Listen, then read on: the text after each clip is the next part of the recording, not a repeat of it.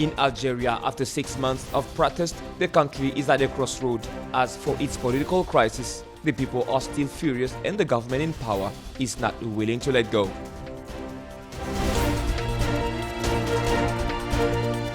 A South African publisher has been devoted to helping emerging black authors to tell the stories of black people in the country through their works. Sustaining forests is crucial in the fight against climate change, and the United Nations is highly concerned about the Amazon fires which are raging in Brazil.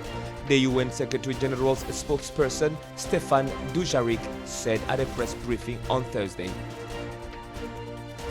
That's all for our top stories today. Stay tuned for more details in this newscast.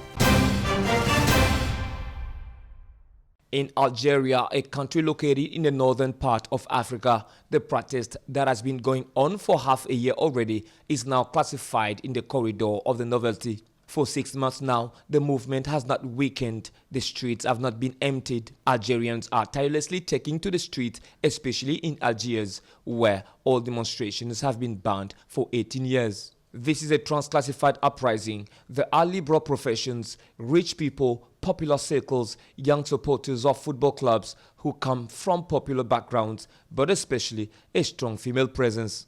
At the time of the assessment and beyond the political impasse, much has changed for the Algerians in 6 months.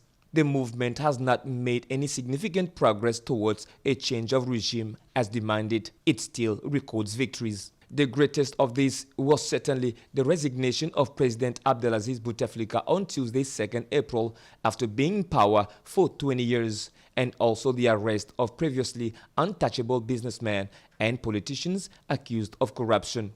Today, nothing can be done against the Algerians. For proof, the presidential election of July 4th was cancelled due to this mobilized country. But aside this, there are these issues that come up because the system still in place and further sticks together, facing an awareness of what is now politically unacceptable and the elevation of aspirations to a new level, as well as the awareness of the mobilizing power. It is important to point out that even if the word has been freed up in the streets, from the point of view of the institutions, no democratic progress has been made. Some even talk of institutional regression.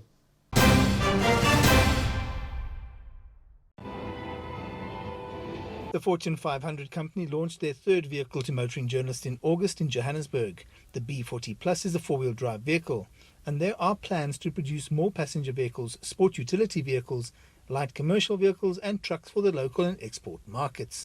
BAIC is a strong company with strong foundations, strength and innovation, with the most open attitude and thinking, will contribute to the mutual benefits and provide a win-win situation for both China and South Africa, and promote the smooth implementation of the Belt and Road Initiative. The investment opportunity made complete sense. Bike joins the other 7 big international auto brands that had production facilities in South Africa. It's export opportunity for South Africa, earning foreign exchange, it's job creation, it's new capacity in the auto sector.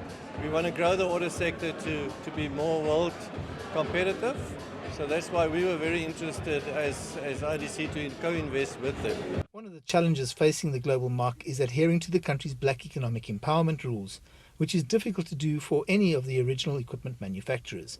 It's in the component sector where the work will be done. Around these OEMs, you've got the local component manufacturers set up, and that's massive. And that's where we want to see the BE happening, the black industrialists, the youth, the women-owned, and we're making huge inroads in that. There are ambitious plans for the manufacturer, who is planning 50,000 vehicles in phase 1. We want to go into the whole continent. We've got the free trade agreements, as you know now, so we want to export these vehicles, and then maybe we can move into the phase 2, where we can get to 100,000 vehicles per annum, which is the ultimate goal for us to get to.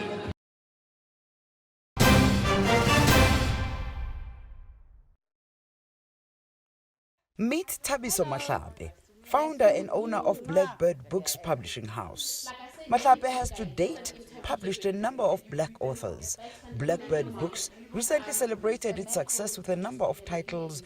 Black stories are the only stories that I know that I'm intimately familiar with. And I always often tell people that my mom, who died when I was 12, came from this small village outside Polokwane. It's called Newlands, but it's Dorenspruit, but somehow it just got called Newlands. But so she's been the biggest obsession of my life. So when you lose your mom at 12, so every single day becomes about what would she, wow. So in trying to understand her as well, I want to tell the stories of the people that, come from where she came from, that looked like her, that sounded like her. And several new ones on the way. This is a novelty in South Africa, as publishing still remains a white people's domain. So when I did, for example, Broken, which is a book on the shameful legacy of gold mining in South Africa, I when it got submitted to me, I immediately connected to the thing about it where there are no men in the village because they're all off, so migrant labor. But also that when I used to go to my mom's village, because we'd go like over the holidays, but when I was younger, there were no men. And I noticed it in my head that there's like basically no men. And then later on, as I grew up, there's like men mushrooming, in one house or another, but they didn't look good. And soon enough, they were dead. So, and that's the kind of stories that are in that book, of men who leave as healthy young men and then come back to die. So those are the stories that I want to publish. It's things that I have seen.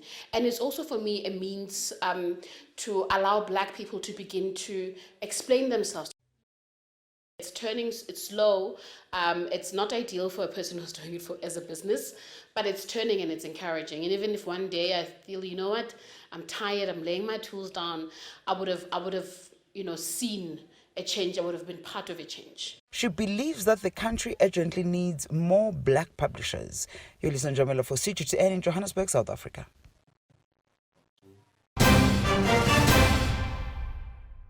Speaking to reporters in New York, Dujarric said the UN is worried about the extent of the fires which are burning in the Amazon jungle and emphasized that forests play a huge role in the health of the planet. We're very concerned about these fires, both, I think, for the immediate damage that they're causing, and also because sustaining forests is crucial in our fight against climate change.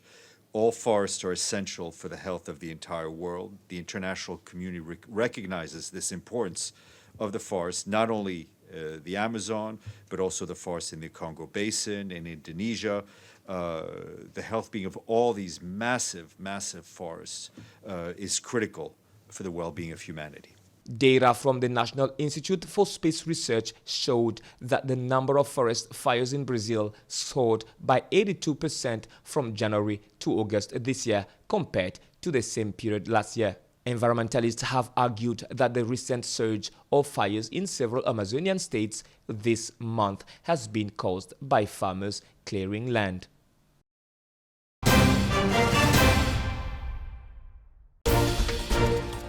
In Algeria, after 6 months of protest, the country is at a crossroad. As for its political crisis, the people are still furious and the government in power is not willing to let go.